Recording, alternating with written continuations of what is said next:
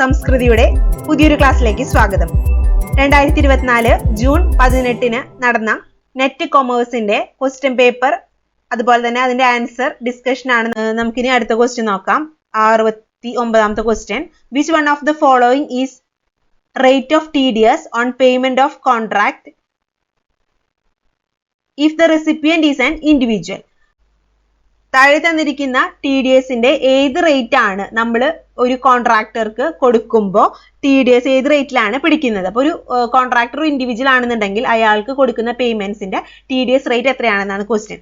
ഇവിടെ ഓപ്ഷൻ 1, 2%, 5%, 10% ഉണ്ട്. അപ്പോൾ ഓപ്ഷൻ 1 ആണ് ഇവിടുത്തെ കറക്റ്റ് ആൻസർ. 1% ആണ് TDS റേറ്റ് എന്ന് പറയുന്നത്.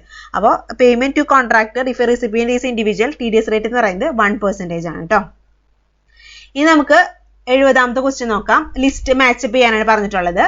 ഇൻസ്റ്റിറ്റ്യൂഷൻസ് ആണ് ഫസ്റ്റ് ലിസ്റ്റിൽ, അതിന്റെ ഇയർ ഓഫ് എസ്റ്റാബ്ലിഷ്മെന്റ് ആണ് സെക്കൻഡ് ലിസ്റ്റിൽ കൊടുത്തിട്ടുള്ളത്. അപ്പോൾ industrial finance corporation of India establish ആയിട്ടുള്ളത് 1948 പിന്നെ industrial development bank of India establish ആയിട്ടുള്ളത് 1964 ICICI എസ്റ്റാബ്ലിഷ് ആയിട്ടുള്ളത് 1955 and India infrastructure finance company limited establish ആയിട്ടുള്ളത് 2006 സോ ഓപ്ഷൻ നോക്കുകയാണെന്നുണ്ടെങ്കിൽ A4,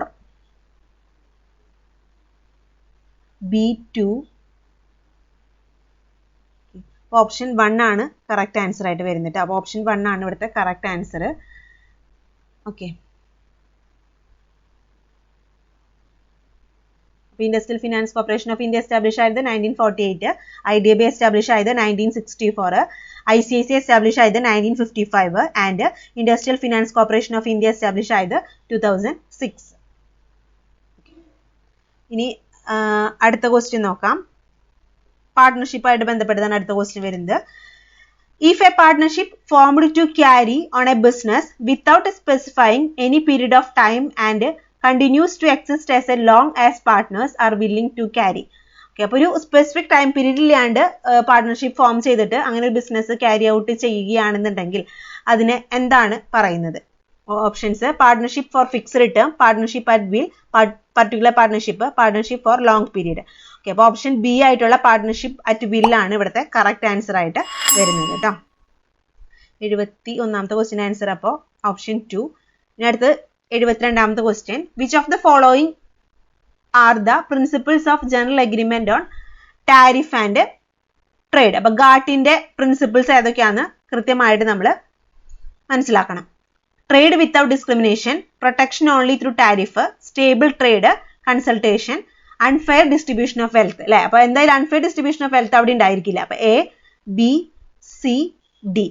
ABCD ആണ് ഇവിടുത്തെ കറക്റ്റ് ആൻസർ എന്ന് പറയുന്നത്. സോ ഓപ്ഷൻ 2 ആണ് കറക്റ്റ് ആൻസർ എന്ന് പറയുന്നത്. അടുത്തത്, an organization that carries out its activities not in one central place but rather in multiple locations by suppliers and partner firms as part of strategic alliance or a larger supply chain is termed as എന്താണ്? Collateral organisation ആണോ, network organisation ആണോ, virtual organisation ആണോ, typical metric organisation ആണോ എന്നാണ് question. അപ്പോൾ ഒരു multiple ലൊക്കേഷൻസിൽ സപ്ലയേഴ്സിന്റെയും അതല്ലെങ്കിൽ strategic അലയൻസിന്റെ ഭാഗമായിട്ട് സപ്ലൈ ചെയിൻ്റെ ഒക്കെ ഭാഗമായിട്ട് മൾട്ടിപ്പിൾ ലൊക്കേഷൻസിൽ ഓർഗനൈസേഷൻസ് അതിന്റെ ആക്ടിവിറ്റീസ് ക്യാരി ഔട്ട് ചെയ്യുന്നുണ്ടെങ്കിൽ അതിന് പറയുന്ന പേരാണ് നെറ്റ്വർക്ക് ഓർഗനൈസേഷൻസ് എന്ന്. ഇപ്പൊ നെറ്റ്വർക്ക് ഓർഗനൈസേഷൻ ആണ് ഇവിടുത്തെ കറക്റ്റ് ആൻസർ എന്ന് പറയുന്നത്. നെറ്റ്വർക്ക് ഓർഗനൈസേഷൻ ആണ് കേട്ടോ.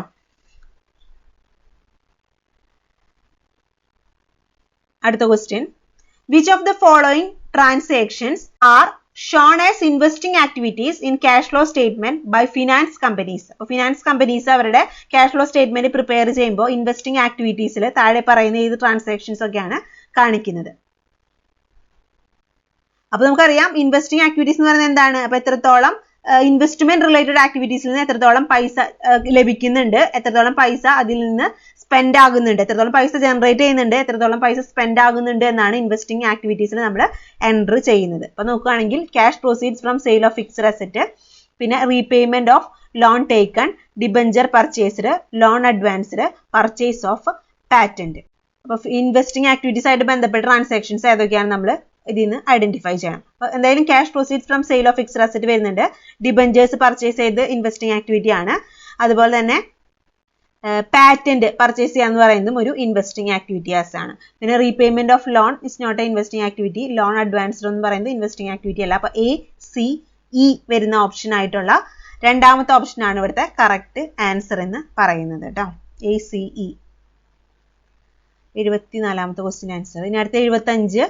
The system where 2 or more banking companies are controlled by 1 or 2 individuals is called. അപ്പോൾ ഈ സിസ്റ്റത്തിലാണ് രണ്ടോ അതിൽ കൂടുതലോ ബാങ്കിങ് കമ്പനീസ് ഒന്നോ രണ്ടോ ഇൻഡിവിജ്വൽസ് കൺട്രോൾ ചെയ്യുന്നത് എന്നാണ് ക്വസ്റ്റ്യൻ. ഓപ്ഷൻ ചെയിൻ ബാങ്കിങ് ഉണ്ട്, ഗ്രൂപ്പ് ബാങ്കിങ് ഉണ്ട്, മിക്സ്ഡ് ബാങ്കിങ് ഉണ്ട്, ബഞ്ച് ബാങ്കിങ് ഉണ്ട്. അപ്പോൾ ഓപ്ഷൻ ചെയിൻ ബാങ്കിങ് ആണ് ഇവിടുത്തെ ആൻസർ എന്ന് പറയുന്നത്. Where 2 more banking companies are controlled by 1 or 2 individuals is called chain banking. Okay, നമുക്ക് 76ാമത്തെ ക്വസ്റ്റ്യൻ നോക്കാം. Arrange the 5 variables of interrelationship under model of expectancy theory of motivation propounded by V.S. Vroom.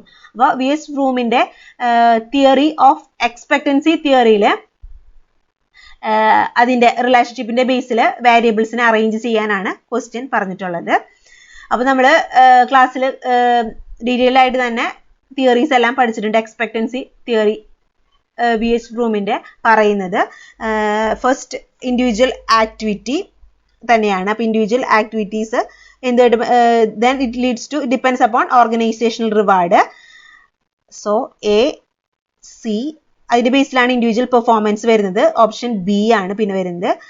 അതിനുശേഷം വരുന്നത് individual goals, then organisational goals. അപ്പം ഇങ്ങനെയാണ് അതിൻ്റെ ഒരു inter relationship കിടക്കുന്നത്. അപ്പം എക്സ്പെക്ടൻസി തിയറി അനുസരിച്ചിട്ട് ഇൻഡിവിജ്വൽ ആക്ടിവിറ്റീസ്,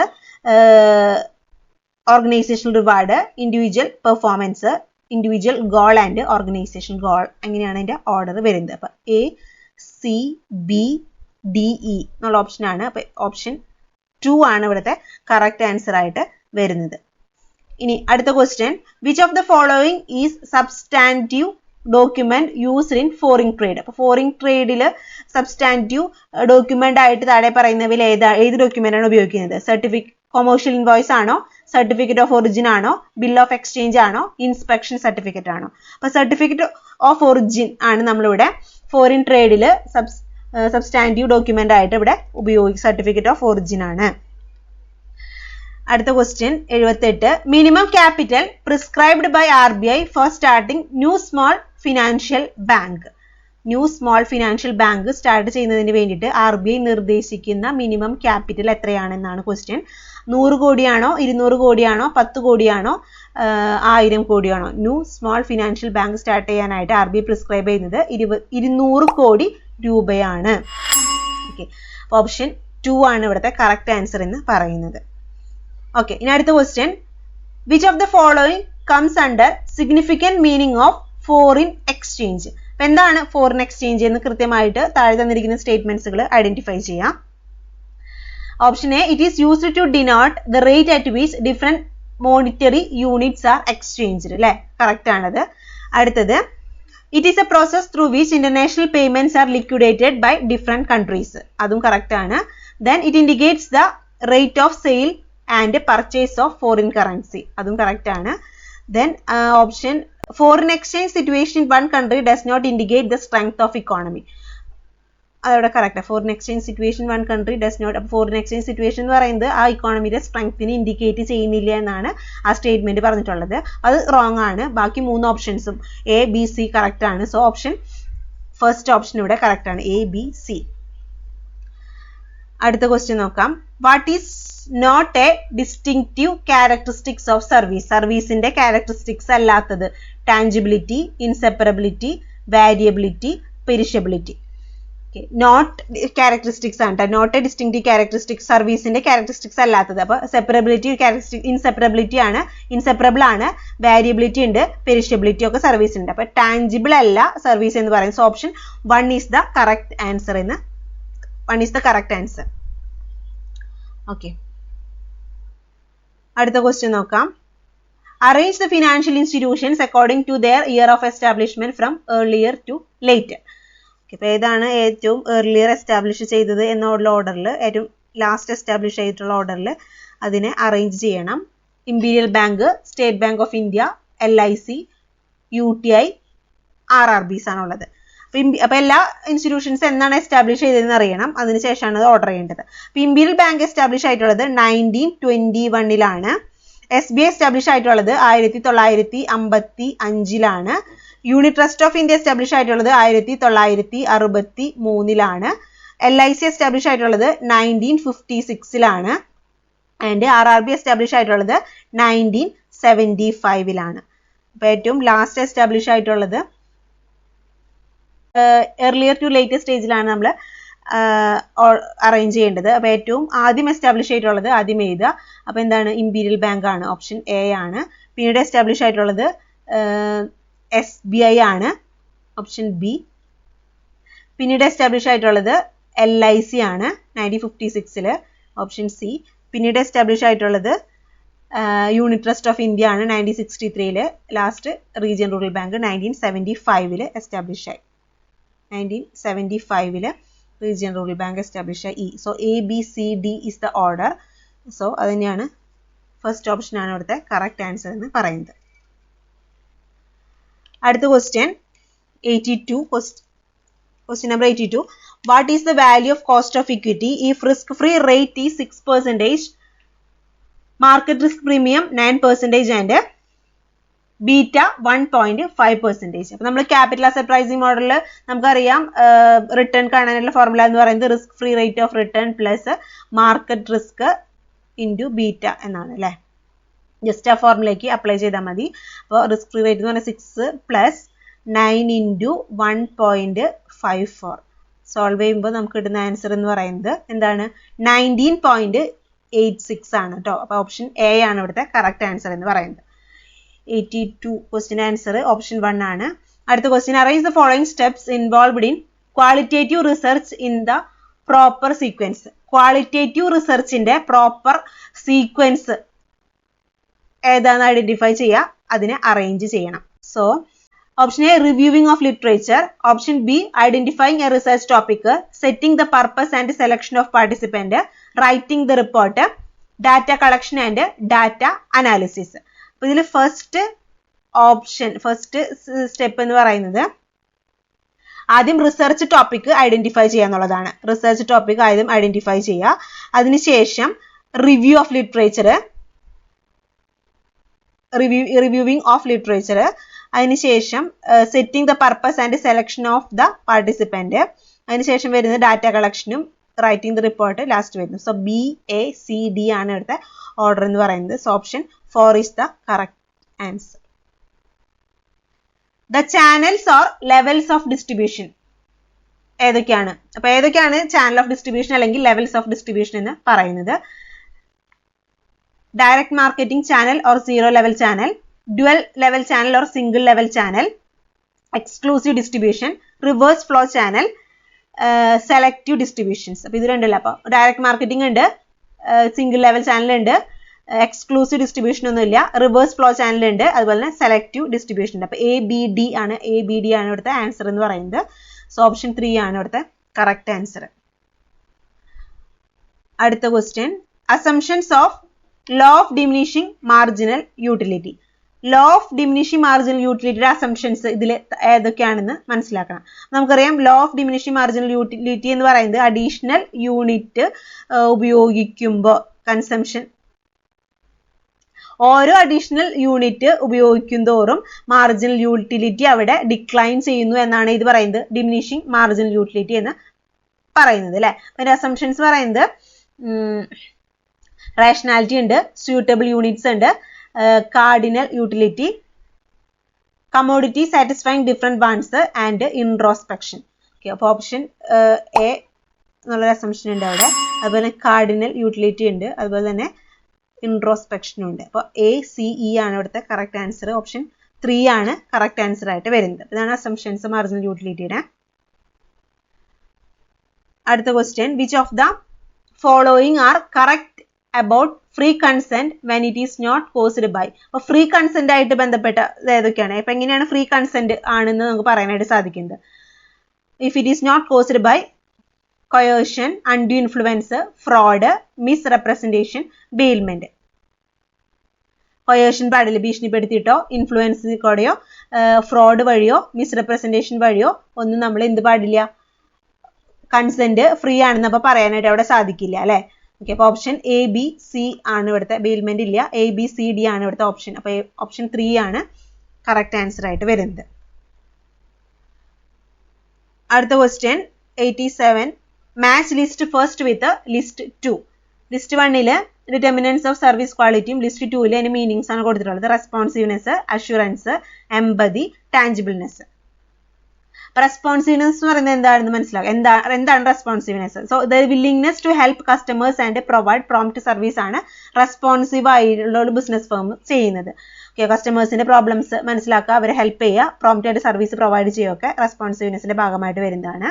പിന്നെ അഷുറൻസ് എന്ന് പറയുന്നത് the knowledge and courtesy of employees and their ability to convey trust and confidence ആണ് അഷുറൻസ് എന്ന് പറയുന്നത്. പിന്നെ എംപതി എന്ന് പറയുന്നത് എന്താണ്? Caring individualised attention to customers ആണ് എംപതി എന്ന് പറയുന്നത്. അപ്പോൾ അവർക്ക് വേണ്ട കെയറിങ്ങും അറ്റൻഷൻസും പ്രൊവൈഡ് ചെയ്യുക എംപതിയിലൂടെ നമുക്ക് ചെയ്യാൻ പറ്റും. ടാഞ്ചിബിൾസ് എന്താണ്? ഫിസിക്കൽ ഫെസിലിറ്റീസ് ആണ് അല്ലെ. ഫിസിക്കൽ ഫെസിലിറ്റീസിന്റെ existence, equipment, staff and communication materials ഒക്കെയാണ് ടാഞ്ചിബിൾസ് എന്ന് പറയുന്നത്.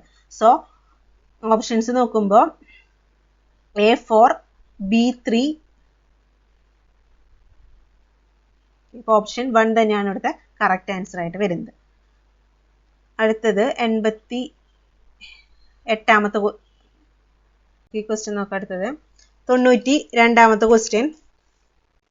അടുത്ത 92ാമത്തെ ക്വസ്റ്റ്യൻ നോക്കാം. The balance of securities premium account cannot be utilised for which one of the following. അപ്പോൾ ഈ സെക്യൂരിറ്റി പ്രീമിയം അക്കൗണ്ടിന്റെ ബാലൻസ് താഴെ പറയുന്നവയിൽ ഏത് കാര്യത്തിനാണ് ഉപയോഗിക്കാനായിട്ട് സാധിക്കാത്തത് എന്നാണ് question. Options: writing of floating cost, writing of discount on issue of debentures, dividend distribution, bonus issue. Okay, അപ്പൊ ഇവിടെ ഡിവിഡൻഡ് ഡിസ്ട്രിബ്യൂഷൻ ആണ് ആൻസർ എന്ന് പറയുന്നത്. അപ്പൊ ഡിവിഡൻഡ് ഡിസ്ട്രിബ്യൂഷന് നമുക്ക് എന്ത് ഉപയോഗിക്കാൻ പറ്റില്ല? സെക്യൂരിറ്റി പ്രീമിയം അക്കൗണ്ട് ബാലൻസ് ഉപയോഗിക്കാനായിട്ട് സാധിക്കില്ല. അപ്പൊ ഓപ്ഷൻ ബി ആണ് ഇവിടുത്തെ ആൻസർ എന്ന് പറയുന്നത്. സോ ഡിവിഡൻഡ് ഡിസ്ട്രിബ്യൂഷൻ ആണ് ആൻസർ. ഓപ്ഷൻ 3 ആണ്. ഡിവിഡൻഡ് ഡിസ്ട്രിബ്യൂഷന് വേണ്ടി നമുക്ക് സെക്യൂരിറ്റി പ്രീമിയം അക്കൗണ്ട് അതിലെ എമൗണ്ട് ഉപയോഗിക്കാനായിട്ട് സാധിക്കില്ല. അടുത്തത് match list 1 with list 2. Contingent contract, bailment, fraud, കൊയേഷൻ. അപ്പൊ ഏത് സെക്ഷൻസ് ആണെന്നാണ് ഐഡന്റിഫൈ ചെയ്യേണ്ടത്. അപ്പോൾ contingent contract is related with the section 31 and bailment related with the section 148 ആണ് bailment പറ്റി പറയുന്നത്.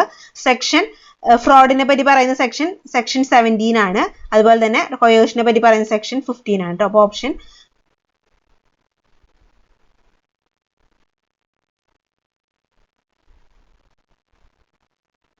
വൺ ആണ് ഇവിടുത്തെ കറക്റ്റ് ആൻസർ എന്ന് പറയുന്നത്. A1. അപ്പൊ കണ്ടിജന്റ് കോൺട്രാക്ട് സെക്ഷൻ 31ലും ബെയിൽമെന്റ് സെക്ഷൻ 148ലും ഫ്രോഡ് സെക്ഷൻ 17ലും അതുപോലെ തന്നെ കൊയേഷൻ സെക്ഷൻ 15ലും ആണ് പറയുന്നത്. അപ്പൊ ഓപ്ഷൻ എ ആണ് ഇവിടുത്തെ കറക്റ്റ് ആൻസർ എന്ന് പറയുന്നത്. ഇനി അടുത്ത് non collusive oligopoly models include. Non collusive oligopoly മോഡലില് താഴെ പറയുന്നവയിൽ ഏതൊക്കെയാണ് അതിൽ ഇൻക്ലൂഡ് ചെയ്യുന്നത്? കോർണോട്ട് മോഡൽ ഉണ്ടോ? പ്രൈസ് ലീഡർഷിപ്പ് മോഡൽ ഉണ്ടോ? എഡ്ജ്വർത്ത് മോഡലാണോ? ബെർട്രാൻഡ് മോഡലാണോ? മാർക്കറ്റ് ഷെയർ മോഡലാണോ? അപ്പൊ ഏതൊക്കെയാണ് അതിൽ ഇൻക്ലൂഡ് ചെയ്യുന്നത് എന്നാണ് ക്വസ്റ്റ്യൻ. ഇതിൽ നോൺ കൊളൂസീവ് ഒളിഗോപ്പൊളി എന്ന് പറയുന്നത് ഇവിടെ ഫേംസ് ഇൻഡിപെൻഡന്റ് ആയിട്ടാണ് ഇവിടെ പ്രവർത്തിക്കുന്നത്. അപ്പോൾ അവരുടെ റൈവൽസിനെയോ കോമ്പറ്റീറ്റേഴ്സിനെയോ ഒന്നും ഇവിടെ ഫേംസ് ഡിപ്പെൻഡ് ചെയ്യുന്നില്ല. ഈ ഫേംസ് അവിടെ ഇൻഡിപെൻഡന്റ് ആണ്.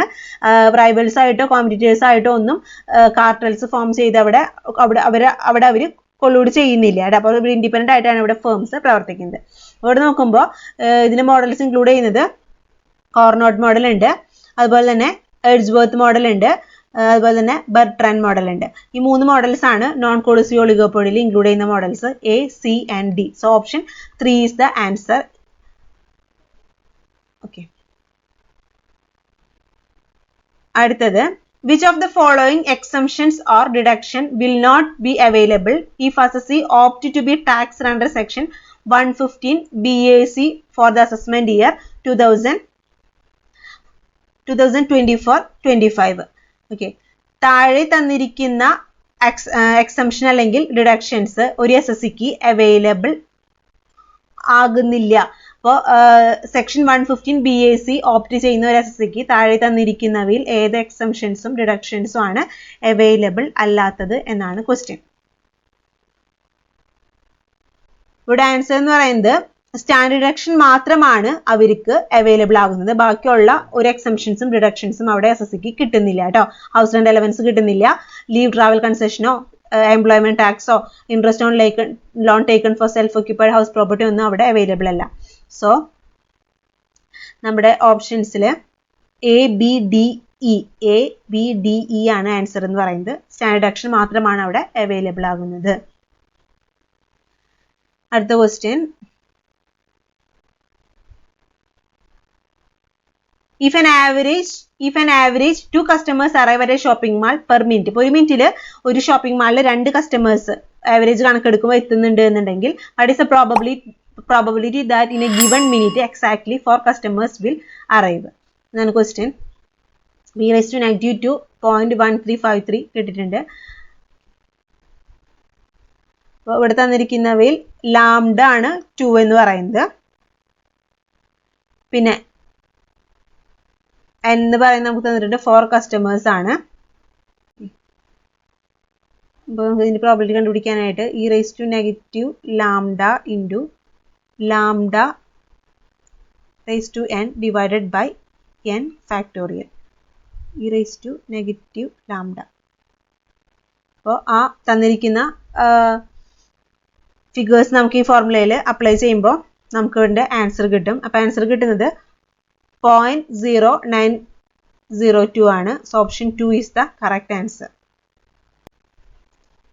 അടുത്തത്, arrange the phases of capital expenditure or investment planning and control from beginning to end. Capital expenditure stages arrange ചെയ്യണം ബിഗിനിങ് ടു എൻഡ് എന്ന ഓർഡറിൽ.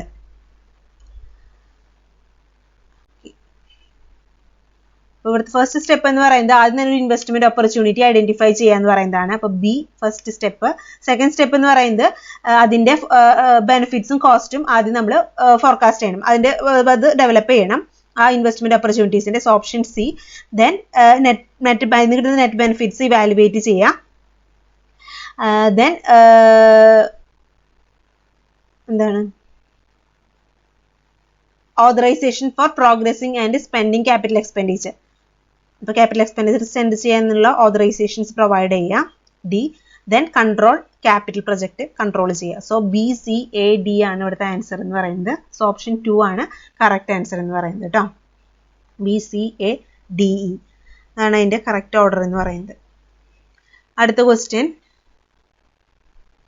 arrange the following international organizations according to their year of formation from earlier to latest. Okay, അപ്പോൾ ഏറ്റവും earliest ആയിട്ട് establish ചെയ്തത് മുതൽ താഴെ തന്നിരിക്കുന്ന ഓർഗനൈസേഷൻസിനെ അറേഞ്ച് ചെയ്യണം. ഗാട്ട്, അപ്പൊ എന്നാണൊക്കെയാണ് ഈ ഓർഗനൈസേഷൻ എസ്റ്റാബ്ലിഷ് ചെയ്തതെന്ന് നമുക്ക് അറിയണം. അപ്പൊ ഗാട്ട് എസ്റ്റാബ്ലിഷ് ചെയ്ത് 1945 വേൾഡ് ട്രേഡ് ഓർഗനൈസേഷൻ എസ്റ്റാബ്ലിഷ് ആയത് 1995 United Nations conference on trade and development establish ആയത് 1964 പിന്നെ assistance to states for developing export infrastructure and allied activities ASIDE establish ആയിട്ടുള്ളത് 2002 കേട്ടോ. അപ്പോൾ ഓർഡർ എന്ന് പറയുന്നത് ഇവിടെ ACBD ആണ് ആൻസർ എന്ന് പറയുന്നത്. സോ ഓപ്ഷൻ 2 ആണ് ഇവിടുത്തെ കറക്റ്റ് ആൻസർ ആയിട്ട് വരുന്നത്. അടുത്ത ക്വസ്റ്റ്യൻ 99ാമത്തെ ക്വസ്റ്റ്യനും മാച്ച് ചെയ്യാനാണ് list 1 with list 2. Ethnocentric approach, polycentric approach, regiocentric approach and geocentric approach. അപ്പൊ ഇതില് എത്നോസെൻട്രിക് അപ്രോച്ച് എന്ന് പറയുന്നത് domestic companies view foreign market as an extension to domestic market. അതാണ് എത്നോസെൻട്രിക് അപ്രോച്ച് എന്ന് പറയുന്നത്. ഡൊമസ്റ്റിക് കമ്പനീസ് ഫോറിൻ മാർക്കറ്റിനെ അവരുടെ ഡൊമസ്റ്റിക് മാർക്കറ്റ് എക്സ്പാൻഡ് ചെയ്യാനുള്ള ഒരു മാർക്കറ്റ് ആയിട്ടാണ് അവിടെ കാണുന്നത്. ഇനി പോളിസെൻട്രിക് എന്ന് പറയുന്നത് companies establish foreign subsidiary and empower their executives. Foreign സബ്സിഡറീസിനെ കണ്ടെത്തി അവരുടെ ഫോറിൻ മാർക്കറ്റിന്റെ ബന്ധം എംപവർ ചെയ്യാണ് അവിടെ ചെയ്യുന്നത്. അതാണ് പോളിസെൻട്രിക് അപ്രോച്ച് എന്ന് പറയുന്നത്. പിന്നെ ജിയോസെൻട്രിക് എന്ന് പറയുന്നത് ഇതാണ്, companies view entire world as a single country. Then regiocentric is related with subsidiaries consider regional environment for policy strategy formulation. So A2 B1 എന്ന് പറയുന്ന ഓപ്ഷൻ ആണ് ഇവിടെ, A2 B1. സോ ഓപ്ഷൻ 1 തന്നെയാണ് കറക്റ്റ് ആൻസർ ആയിട്ട് വരുന്നത് കേട്ടോ. 99 option 1. അടുത്ത question, 100ാമത്തെ question. In which book Alfred Marshall has the first time used the term or word terms of trade? Okay, അപ്പോൾ ടേംസ് ഓഫ് ട്രേഡ് എന്ന് ഉപയോഗിച്ചിട്ടുള്ള ആൽഫ്രഡ് മാർഷലിന്റെ ബുക്ക് ഏതാണെന്നാണ് ക്വസ്റ്റ്യൻ. ഓക്കെ, അപ്പോൾ പ്രിൻസിപ്പിൾസ് ഓഫ് ഇക്കണോമിക്സ് ആണ് Alfred മാർഷലിന്റെ book. So option 2 ആണ് അടുത്ത, principles of economics. Option 2 ആണ് correct answer ആയിട്ട് വരുന്നത്.